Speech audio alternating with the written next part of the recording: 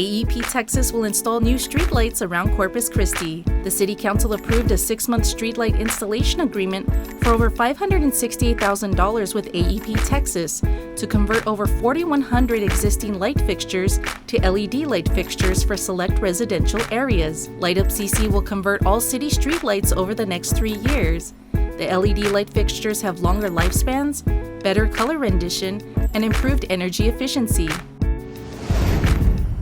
A water treatment plant will be demolished and provide more land for an existing park. The council awarded a $1.7 million construction contract for the Cunningham water treatment plant demolition project. The city has plans to convert additional green space to double the size of Labonte Park. The City Council approved a new historic preservation plan. The new plan recommends ways that historic preservation can be used as a resource for property owners and support economic development, neighborhoods, improved property values, and downtown revitalization. The city last updated the plan in 2004. For more council-approved items, visit our YouTube channel to watch the entire City Council meeting.